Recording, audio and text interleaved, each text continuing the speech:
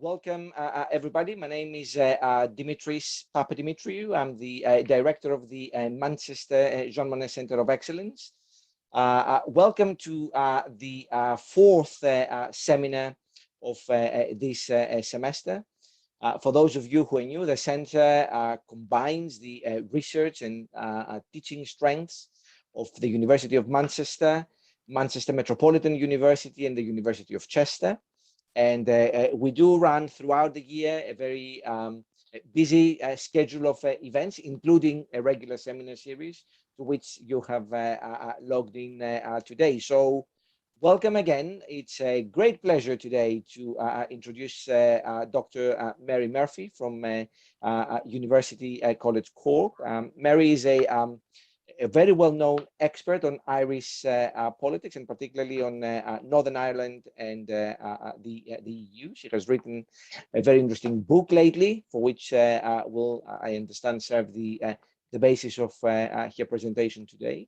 So an important topic, a very topical and controversial topic, of course. Many of you would have seen many stories about this all around the news, and an excellent speaker and a true expert to help us understand a little bit better what is the problem with Northern Ireland and the Brexit agreement, and of course, what problems does this pose for the Irish government, and how the Irish government is likely to, or is currently dealing with this difficult and protracted problem. So, Mary, welcome virtually to Manchester. We're delighted to have you here. The floor is yours. Thanks very much indeed, Dimitris, and many thanks for the invitation. It's a real pleasure to be joining you, and I would wish to be there in person, but unfortunately, that's just not possible these days. I think it's 2 years since I've been on a plane, almost to the day. So, but hopefully I'll get back at some stage. So thanks again for the invitation. Let me just share my screen. I have some notes to keep myself right during the course of this presentation. And I appreciate that introduction and the opportunity to speak to this particular theme as well, which is reflecting a little, maybe moving things a little bit away from the current focus on the implementation of the protocol and thinking about Ireland after Brexit, and doing that in the context of trying to understand how Ireland's relationship with the EU has evolved against the Brexit backdrop and is likely to evolve in the future.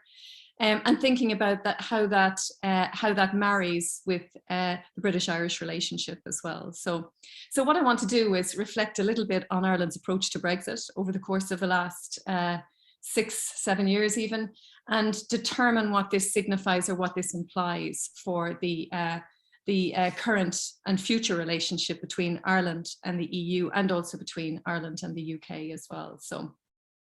So this is just a quick overview of the kind of themes that I want to touch on today. I do want to say a little word just for the sake of context at the start about Ireland's foreign policy tradition, because I think that's an important benchmark via which we can understand how Ireland's foreign policy capacity has evolved during the course of Brexit and beyond. I want to speak a little bit about Ireland's Brexit priorities, which were first articulated in 2016, not long after the 2016 and 2017, more especially. I want to talk about the idea of Ireland seeking shelter from the European Union, and also the notion that Ireland has been hedging its interests in the context of its membership of the European Union. And then I want to bring it back to the UK and look at the relational dilemma, as I term it, in terms of how Ireland's relationship with the EU sits alongside Ireland's changing relationship with the United Kingdom. So let me start briefly with a very brief overview of Ireland's foreign policy tradition. Ireland obviously is a small state within the EU context, and historically, for most of its history at least, Ireland has been outward looking in terms of its foreign policy focus. And its policy approach has been based on a mix of principles and pragmatism. It's also been largely risk averse in terms of how it has engaged with the rest of the world and with multilateral organizations. Typically speaking, Ireland has favoured the status quo in international relations, And of course, particularly in the context of its membership of the European Union, but also other organisations. I mean, Ireland is currently a member of the UN Security Council.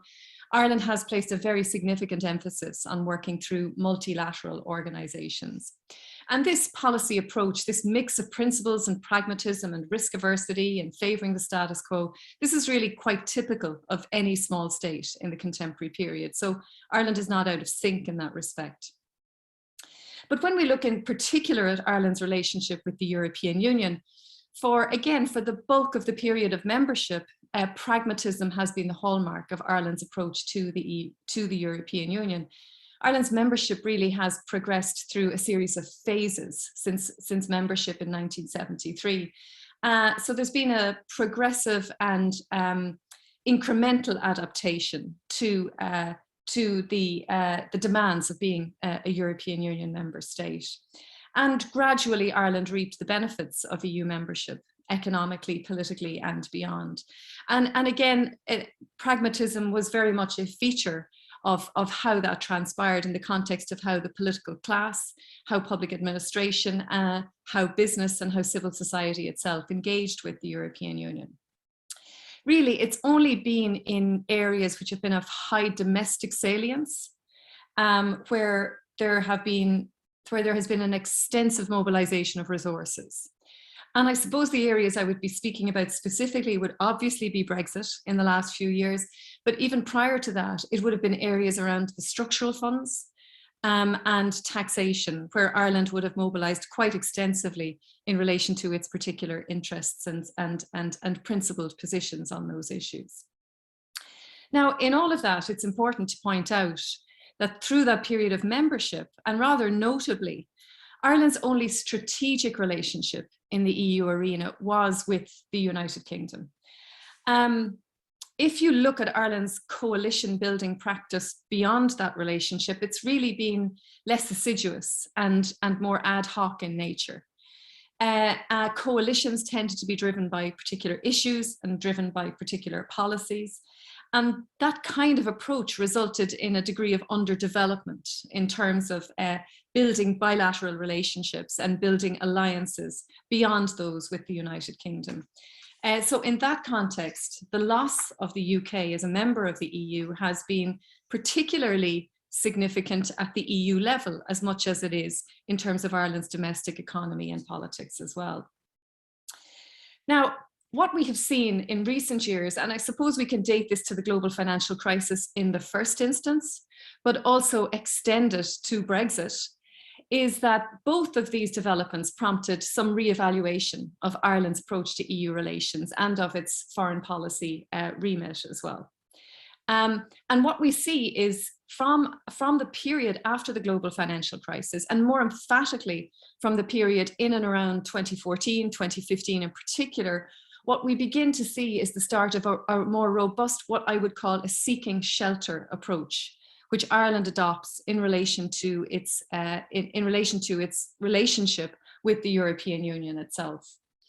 So this basically means this notion of seeking shelter, which is something which has been written about by Wivel and Thorelson, it's an active stance which a particular member state takes in terms of engaging in particular endeavours, often associated with small states, to align themselves with the EU institutions and to align themselves with other EU member states with a view to influencing those member states and institutions, and longer term with a view to ensuring particular national interests, in this case, Ireland's national interests.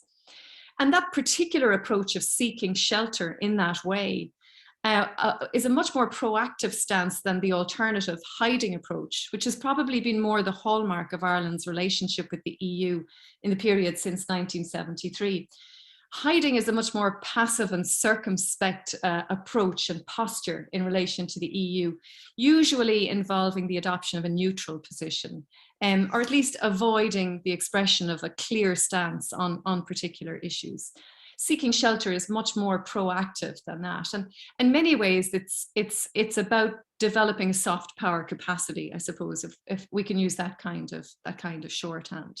So I suppose this is the premise of this particular presentation today, is that Brexit, before the global financial crisis, but most especially Brexit, has been something of a critical moment in terms of marking a distinction between Ireland's approach to the EU pre and post 2016. Now, I guess the question is, what's the evidence for this kind of a suggestion? Well, let me just point you to this particular document. This was a document produced on the 15th of March 2017. So this is obviously after the referendum.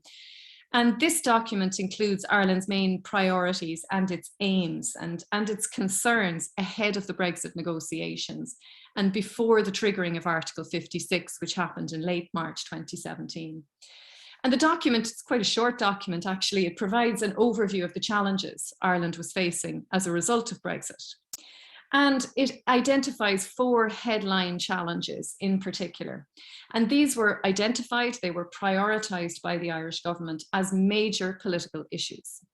And all of these I know will be familiar to you. Preventing any damage to the Northern Ireland peace process, perhaps the primary and the most emphatic challenge that the Irish government faced in relation to Brexit. A further challenge was to mitigate the risks to Irish trade and the economy. Thirdly, to mitigate risks to the common travel area between the UK and Ireland. And then fourthly, in a slightly different vein, to ensure that Brexit does not weaken the European Union or Ireland's influence within the European Union. And I suppose this is especially so in the absence of Ireland's strategic ally, which was, of course, for the most part, the UK during the period after 1973 and after membership. So Ireland then moves to what I'll use the terminology to seek shelter from the European Union in the period after 2016. And perhaps that process even started before the referendum itself. But what we see is a deliberate aligning of Ireland with the European Union in confronting the Brexit challenge.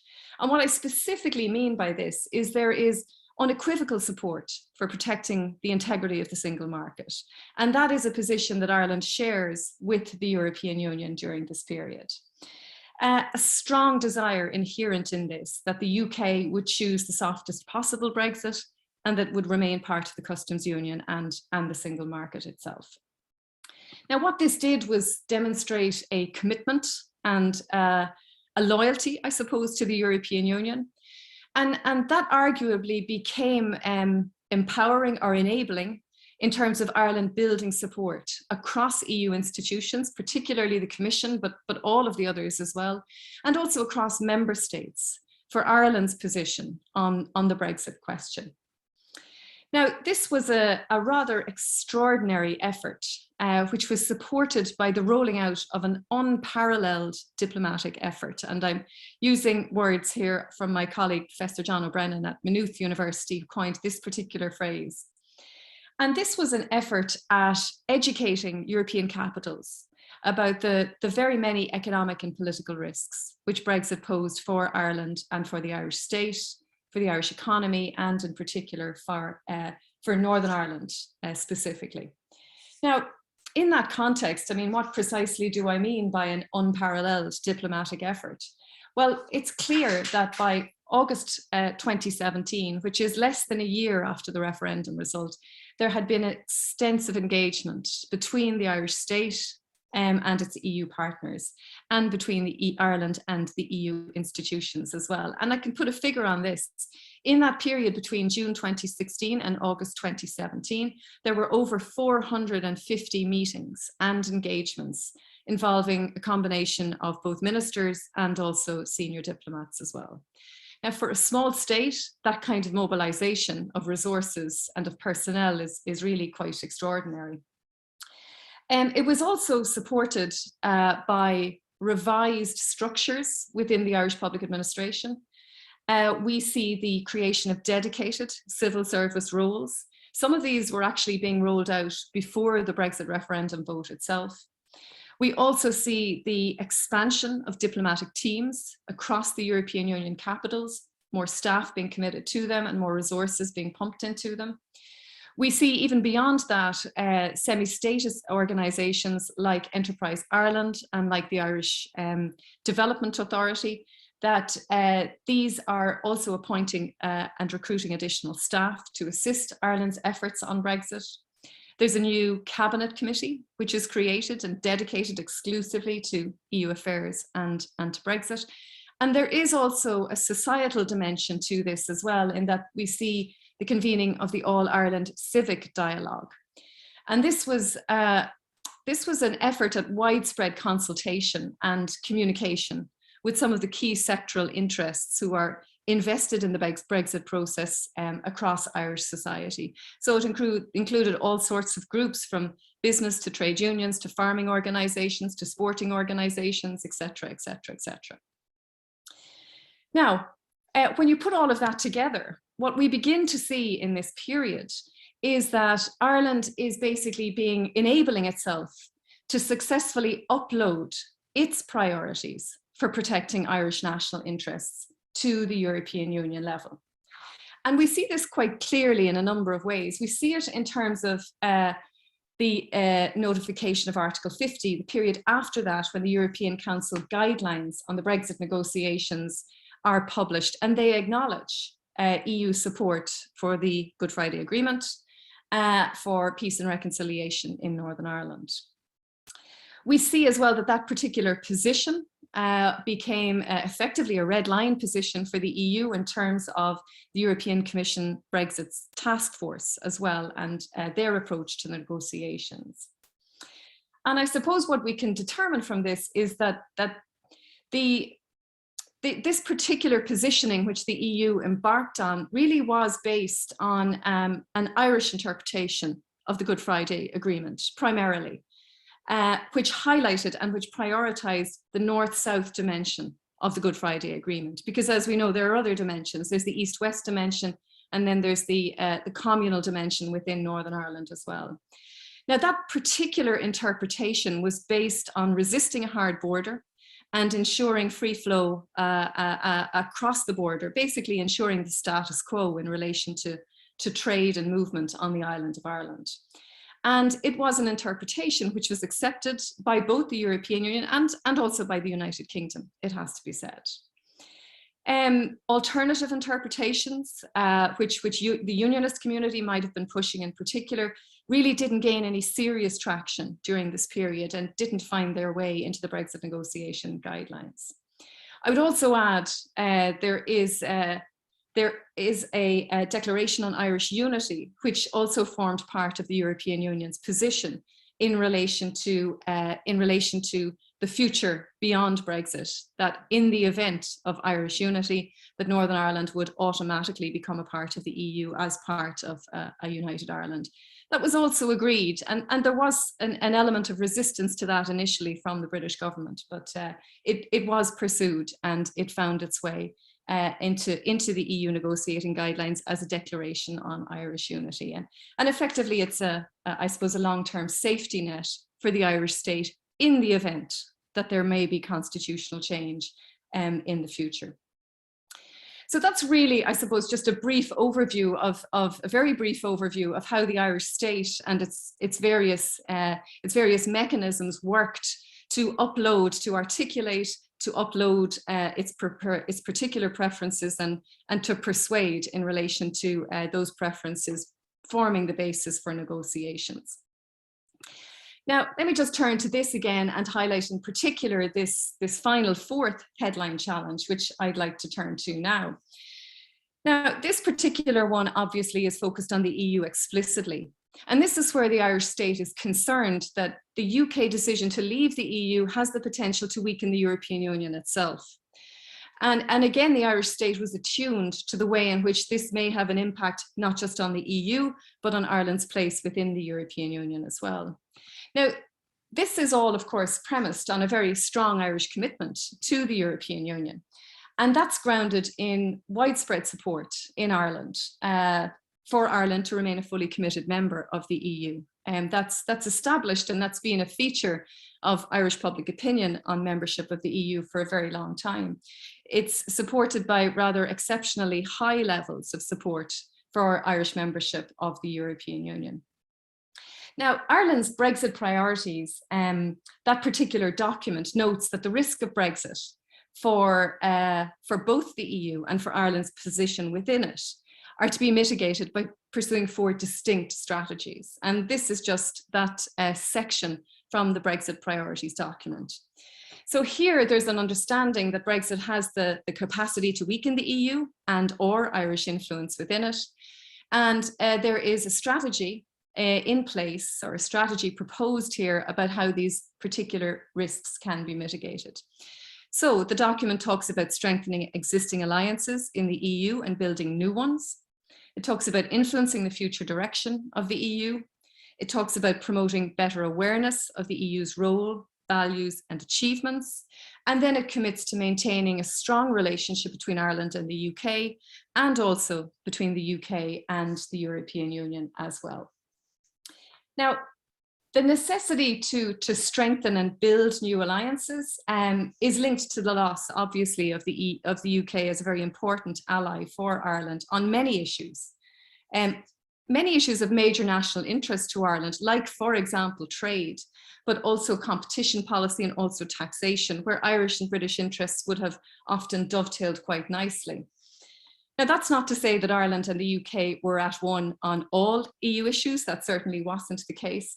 But where they did share preferences, they tended to be grounded in support for a liberal rather than a highly regulated union. And I think that's important. It was also the case that both states were supportive of national autonomy in particular areas, particularly in fiscal policy, issues around taxation. And both states also had reservations about elements of justice and home affairs. And we see that in the context of both states remaining outside the Schengen area.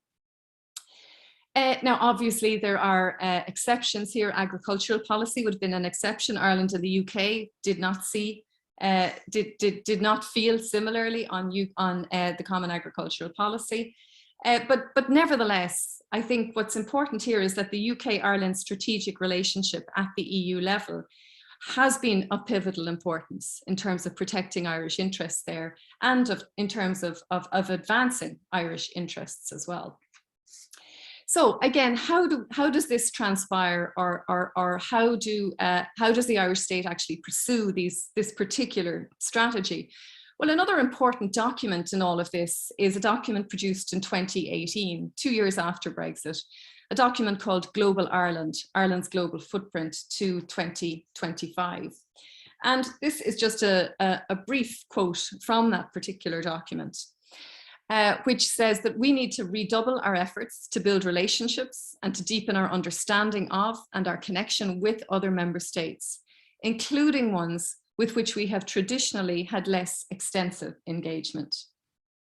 Now, as I said earlier, much of this strategy was being conceived in the context of the aftermath of the global financial crisis, but Brexit certainly was influential here, and arguably accelerated the necessity for a strategy of this nature, because the Brexit vote did compel Ireland to think not just about its relationship with the UK, but also its relationship with the EU and its future within the EU in the absence of the UK, and what the implications of that might be for the balance of power within the EU, for example, and how that might impact on Irish interests.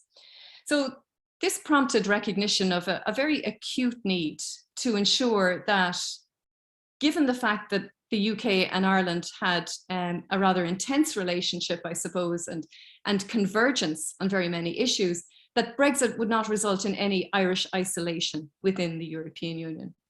This became important.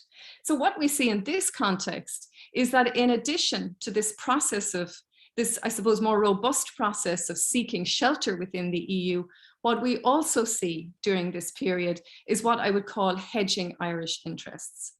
Now, hedging is similar to seeking shelter, but it's perhaps an even more proactive and sophisticated strategy, which is about exploring multiple simultaneous options in order to minimize the risks to the state and to the state's interests. In a way, it's about spreading your bets, and it's about taking shelter from the EU and from its larger member states, perhaps in particular, and where necessary, but also forming coalitions, forming alliances, forming partnerships with other like-minded states. So much more proactive again. And it's evident across a variety of different relationships and a variety of different policies and issues. So this is a strategic and a much more muscular effort to strengthen Irish alliances with other EU member states, and thereby to influence the future direction of the EU with a view to protecting and advancing Irish interests. So this is about a much more determined effort on the part of Ireland to intensify and to recalibrate some of its existing alliances, and also to cultivate new relationships. Now, this is facilitated again by the enhanced diplomatic infrastructure which has been put in place and arguably strengthened progressively over the period since 2016. And again, just to put some meat on the bones of this point, the Irish permanent representation in Brussels, for example, has been strengthened in terms of size. We've seen that embassies across the EU capitals have also been bolstered in terms of size and resources.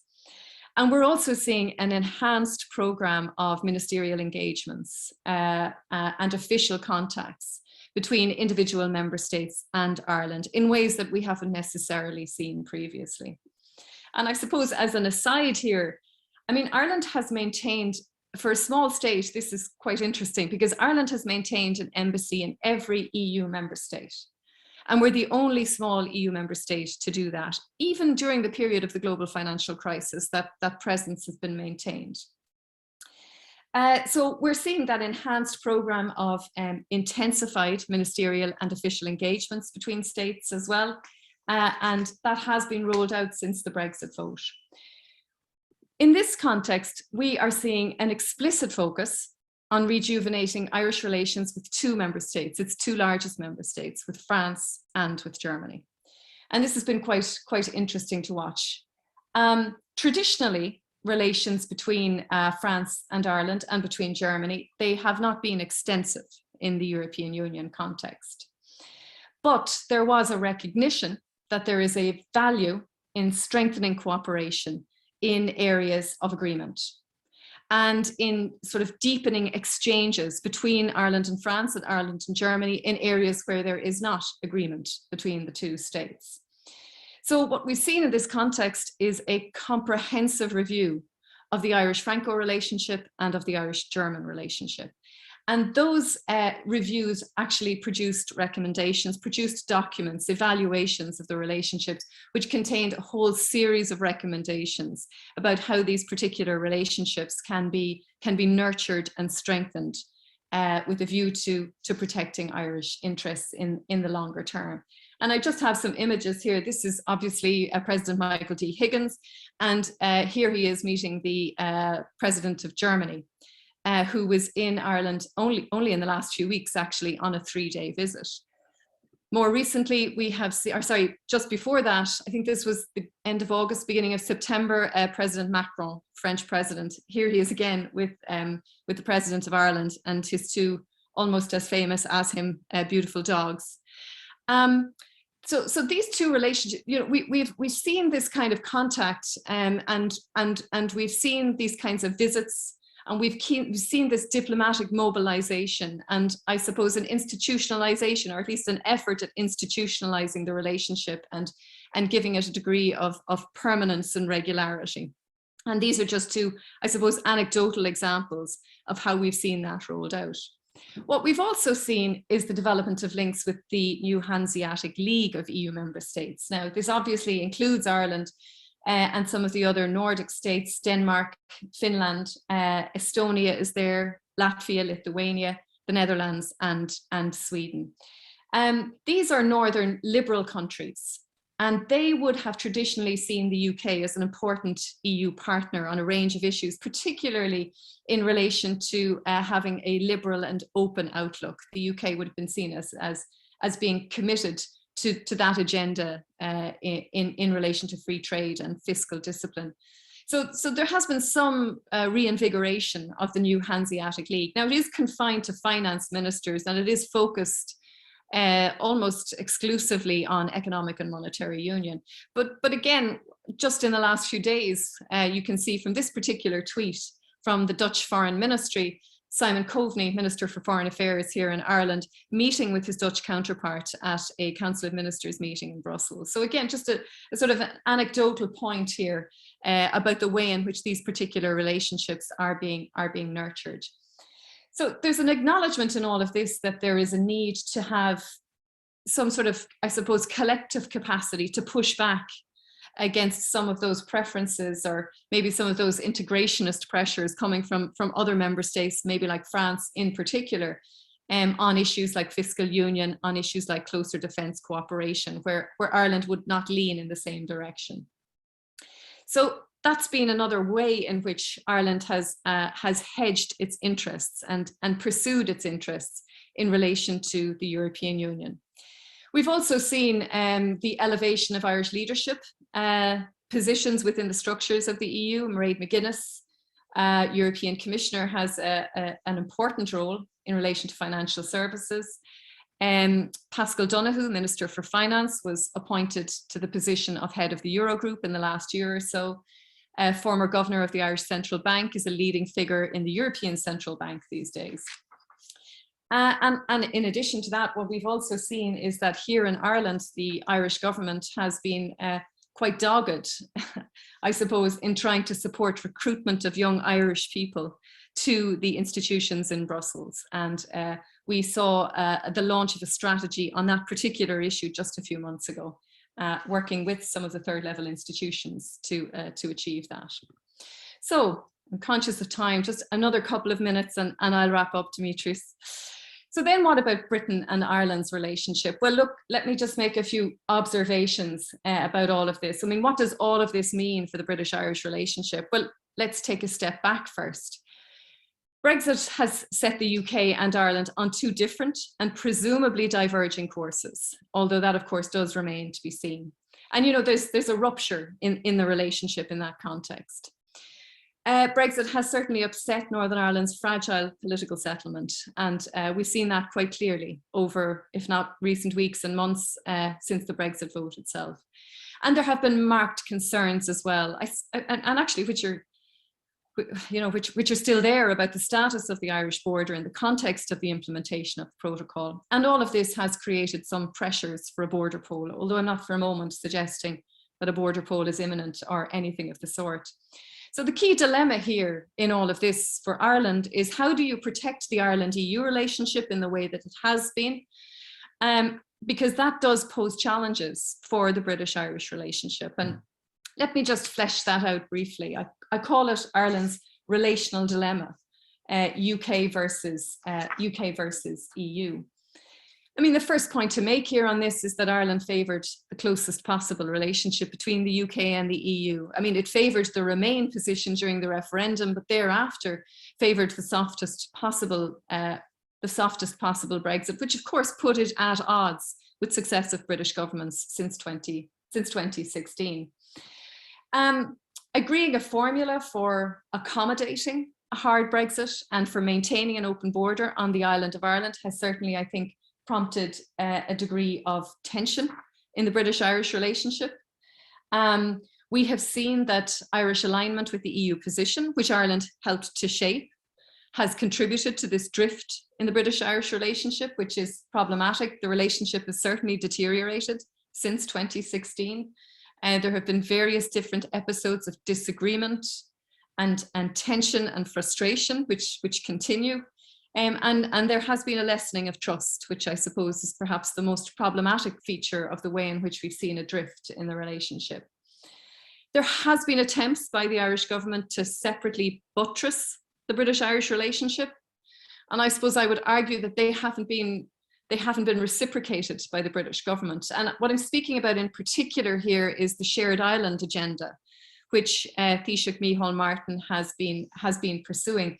The shared island agenda is about addressing challenges facing both parts of the island by working in partnership with Northern Ireland, with the various different institutions created by the Good Friday Agreement, and by working with the British government to tackle this sort of range of issues, not just Brexit related, but issues around economic and societal recovery in the context of COVID, issues around climate change, etc., etc. And I suppose there's been a limited degree of British responsiveness to that particular initiative. And again, you know, what does that speak to? I suppose it speaks to the asymmetry of the relationship, a small state versus a larger state. It speaks to, you know, the British position on Brexit and the fact that it diverges from the Irish position. And maybe it speaks to the fact that Northern Ireland, at least at some point during the Brexit process, during earlier phases at least, was perhaps misunderstood in London as well. And I think my argument would be that there really is a necessity to mind this relationship, the British-Irish relationship. It is a very important means of stabilising Northern Ireland. Having a constructive relationship, a cordial relationship, a cooperative relationship between Britain and Ireland is, I mean, it was important during the peace process, and it remains important and critical, in fact, in the aftermath of the peace process, and particularly when Northern Ireland is experiencing periods of rupture or crisis. So let me finish. Brexit has, I think we can say that Brexit has underpinned a more robust foreign policy approach on the part of the Irish state. That's been clear, and it's been based on a twin strategy of seeking shelter and hedging since 2016. I suppose that's been based on an ambitious soft power capacity building exercise. It's about relationships, it's about alliances, which aren't just economic and political in nature, but some of which also have a cultural dimension in terms of the relationships being built with France and Germany in particular. Now, this demonstrates a greater propensity on the part of the Irish state to upload its preferences to Brussels. And this certainly marks a distinction with the past, when it would have been, in the context of Ireland's foreign policy capacity in the past, it would have been more likely for Ireland to be downloading its preferences to Brussels. And I think Brexit has been very important in persuading the Irish government that it has a capacity and an ability to upload preferences in strategic ways, at least in relation to Brexit, if nothing else. But in all of this, the UK-Irish relationship has been tarnished. And it's certainly regrettable, that goes without saying. But in the final analysis, Ireland's seeking shelter and hedging strategies in relation to the EU, I would argue, have been more successful than its efforts to protect and to nurture the British-Irish relationship. And we can talk about all the reasons why that has been the case, but let me leave it there for now. Okay, Mary, thanks ever so much. Before I bring my colleague and the co-director of the Centre, Catherine Simpson, into our discussion, let me just say I found your presentation fascinating, and it has clarified in my head, at least, that how successful Ireland has been in uploading its preferences in this Brexit negotiation. It wasn't in any way a given that Ireland would see such a strong representation of its interest in this agenda. In fact, quite the opposite could have very easily happened. And let me also say that I totally second your idea about this mobilization post-Brexit of Irish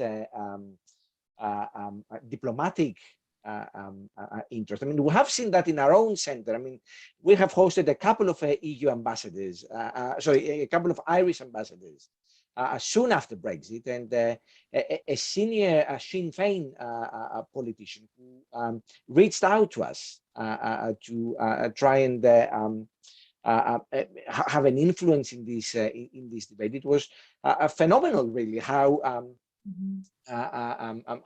quick Irish diplomats and politicians have been in sort of trying to have a say in this debate.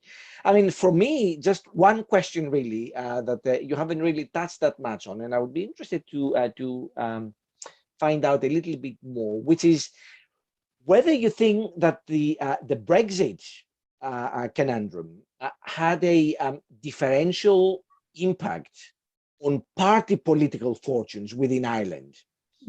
You've talked very well, I thought, on how Ireland sought to reposition itself within the EU and abroad. But has this rupture, the British rupture from the EU, changed domestically political fortunes in Ireland? Yeah, that's a really good question. Thanks, Dimitris. I wrote a chapter for a book called How Ireland Voted on the last Irish general election, which was 2020. And it was a chapter about the extent to which Brexit did or did not impact on that election. And the sort of emphatic conclusion was Brexit was not a mobilizing factor in the 2020 general election. Now, when I say that because all of the major political parties in Ireland are at one on the Brexit issue and have, for the most part, largely supported every Irish government's position on Brexit. It hasn't been an issue of contestation. There's been no contestation around how the Irish government approached Brexit and the particular strategies that it chose. So there was nothing to argue about in the context of differences between political parties. That being said, I suppose what you're probably hinting at is the rise of Sinn Féin in the period in recent years, and that's certainly been very clear in Irish polling, and we're likely to see it in the next Irish general election. I would argue that Brexit is not the reason for the rise of Sinn Féin. I mean, it's there in the ether and it's in the mix. But if you look at the reasons why voters supported Sinn Féin in the 2020 general election, it was because of their position on health and their position on housing, two of the major public policy priority issues in Ireland right now. So people were mobilised around supporting Sinn Féin on these particular issues. Now, that's not to say that Sinn Féin has shifted its position on the EU. You know, it was a soft Eurosceptic party in the past, and that has changed, and that has perhaps helped Sinn Féin's image and its appeal to voters, because Ireland is a strongly pro-European country. So in short, Irish party politics has changed and evolved in recent years, not directly as a consequence of Brexit. Although Brexit is in the ether, I suppose that's the way that I would try to portray it. And of course, in terms of the rise of Sinn Féin, Brexit does give them some fuel for pushing their border poll agenda and for calling for a united Ireland. It provides a logic and a rationale for them to do that.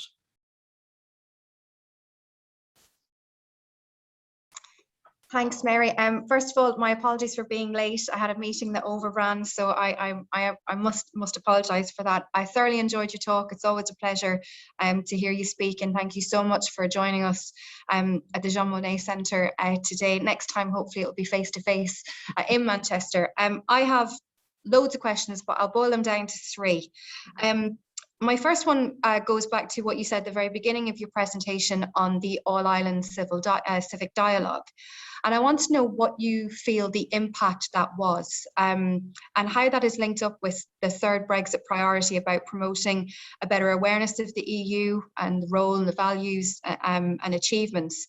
Because we are, you know, while Ireland always polls very well in terms of support for the EU, do you think that are individuals in Ireland knowledgeable about the EU and how this ties in a little bit to the future of the EU debate? My other two questions are slightly shorter. Very simply, where do you see Ireland's role within the EU over the next 5 years, in particular, again, when the future of the EU? And is the enhanced diplomatic infrastructure that we are seeing sustainable? Again, it's been vast, but how sustainable is this in the longer term? And I suppose a follow-up to that as well about the Shared Island Initiative. Are British Irish relations, at an all-time low, or do you feel they're improving in the current context? Mm-hmm. Thank you. Hi, Catherine, and thanks a million for all those questions and for having me. There's some great questions. Well, the All-Ireland Civic Dialogue, I think the All-Ireland Civic Dialogue was a very clever creation because it really was about opening up the lines of communication between the state apparatus and some very, very genuine concerns amongst civic society itself. So that was important. And they met, I mean, their meetings would have been large meetings, maybe 200 or 300 people with a number of speakers invited to speak to a particular theme or sector. They would have happened in Dublin, but predominantly in and around the border area, actually. And they would have involved all sorts of sectors. So they actually brought an enormous number of people and a very broad variety of interests into the Brexit discussion. And I suppose gave a sense of not ownership, but gave those organizations and those individuals a stake in the Brexit process. So I think it was first and foremost important as a means and method of communication, which helped to, you know, stabilize Ireland and stabilize the response and make the response coherent and inclusive for the state itself. So it was rather clever in the way in which it chose to do that and sought to do that. And that goes to your question then about knowledge. You know, clearly there are very high levels of support for EU membership in Ireland. I mean, you know more about it than I do, Catherine, with all the great work you've done on it. But I mean, you're talking numbers 80% plus, typically speaking, in opinion polls in terms of support for the EU project. And how do we interpret that? Well, we would generally see that as support which is based on a cost-benefit analysis. You know, it's not necessarily a deep-rooted belief in the European project, I suppose, although that's part of it. But it is more transactional, the relationship, I think, between Ireland and the European Union. And, you know, that can be problematic because that's a rather, that gives the relationship a degree of shallowness. Now, having said that, there is no strong Eurosceptic movement in Ireland. It's very, very different from the UK and many other EU member states in that respect. That's not to say there isn't a Eurosceptic movement at all. There are certainly Eurosceptic individuals and small Eurosceptic groupings, which I wouldn't be complacent about, particularly in the aftermath of Brexit. And again, much of this, I think, will depend on how Brexit pans out. You know, how does the UK do outside of the EU? Is the Northern Ireland Protocol going to be implemented? To what extent will the EU continue to support Northern Ireland and Ireland during what may become an even more torrid Brexit process, should a no-deal issue transpire? And I think there are issues that are going to come on the agenda in the context of the future of the EU, which will be challenging for the Irish state. Some of those have already started in terms of taxation. We've seen a little bit of that. And actually, there's been less contestation around that than I would have anticipated, if I'm honest. The response has been rather neutral, I think, and measured from Irish society. But I do think issues around defence might be much more problematic because that touches on Irish neutrality, which is very keenly felt by many Irish people. So there's an awful lot in the mix here that's worth keeping an eye on. And what does that mean, I suppose, for Ireland's role within the European Union? Well, I think as the European Union changes, Ireland's role within it will change as well. Whereas Ireland has always been seen as a cooperative and constructive member state, despite having voted down 2 treaties in the past, and the possibility that they might vote down another one, should that come about in the next few years. The relationship between the EU and Ireland will change. But I think for any Irish government, and actually I would include even a Sinn Féin government in this category, emphasising a constructive and cooperative relationship between Ireland and the EU will also always be a priority, because such are the extent of the economic links between Ireland and the European Union itself. The diplomatic service, that's a really good question. And I suppose I can't really answer it because I just don't know.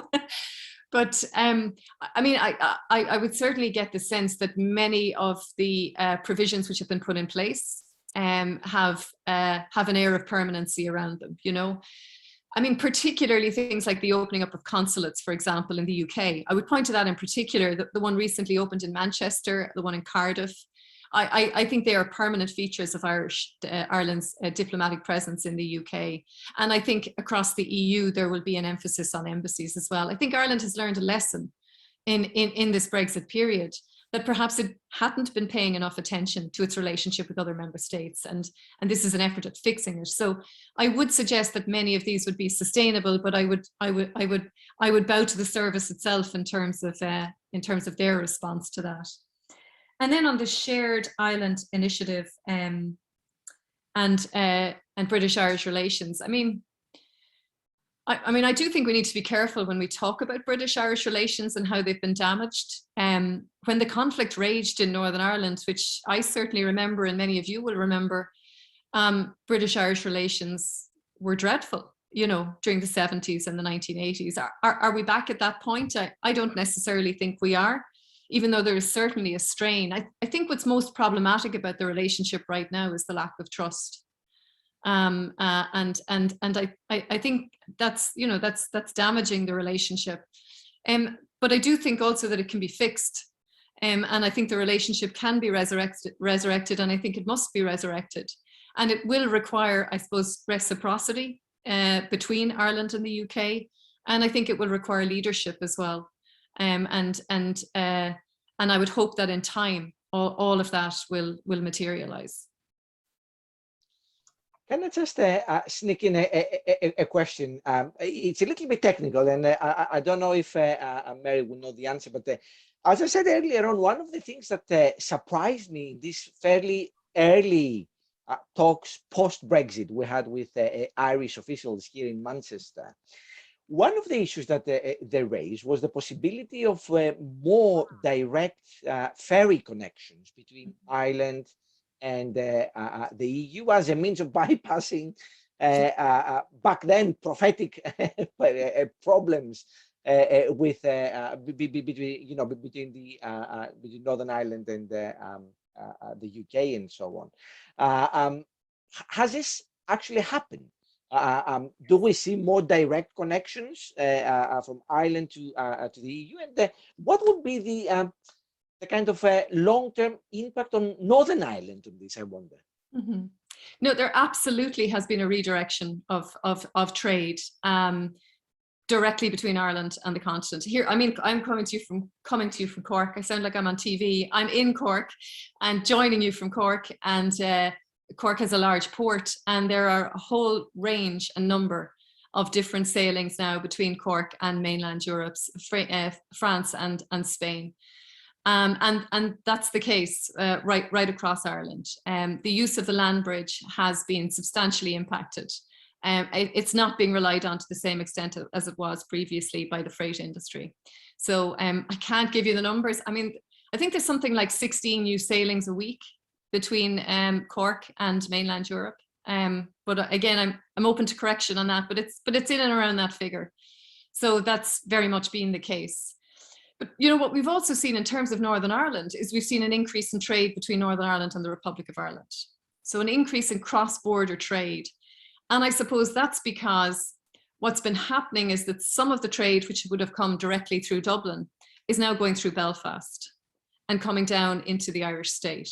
So it's a way of overcoming sort of the east-west division, because of course the protocol facilitates it across the border with Northern Ireland, between Scotland and Northern Ireland. So there's been an impact on, in some ways, quite a surprising impact on trade. And again, it's probably a bit early to say how sustainable these new trade relationships and redirection of trade is. So it's one to watch. But in the period since Britain formally left the UK, we have definitely seen the land bridge being abandoned by a sizable number of freight industry operators.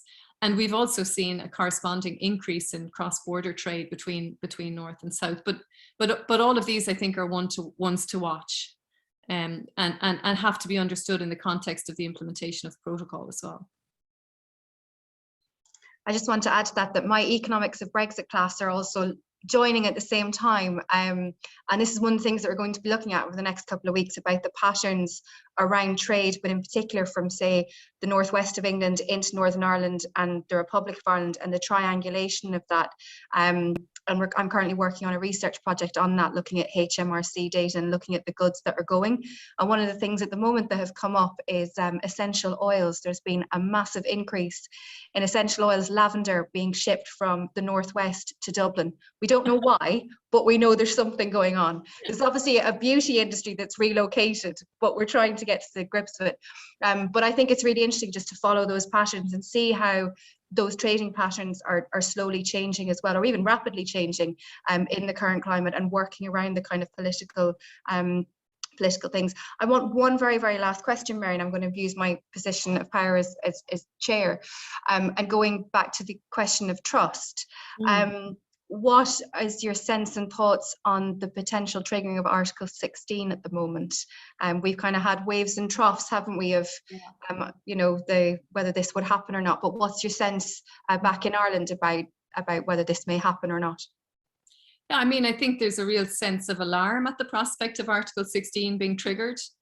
But for Ireland, I mean, Ireland will respond as the EU responds, because Ireland remains part of the EU, obviously, and it does seem likely that in the event of Article 16 being triggered, that the response, the sense that I have of it is that the response from the EU will be swift and harsh, and I think that reflects maybe an element of frustration on the part of the EU in relation to the way in which the negotiations have been going previously or up to now. So.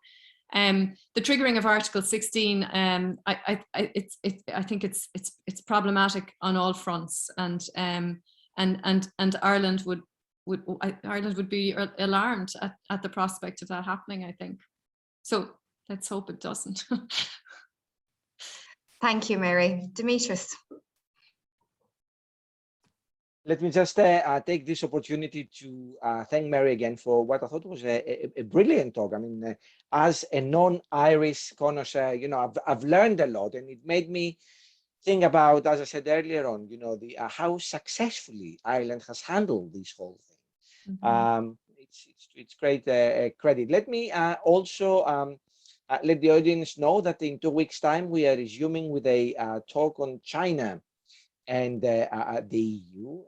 It will be an event that will be also open for face-to-face attendance, but also to warn the audience that as things stand right now, there is a strike being planned for the first 3 days of December. So that may have an impact on our ability to deliver the seminar, but we are not canceling it yet because things may change. But look out on our social media channels to get the latest information. Thanks to Mary again, and thanks for everybody who joined us. Have a good week, a good afternoon. Thanks, everyone. Thanks, Mary. Thanks, Demetrius. Bye-bye. Thanks, Catherine.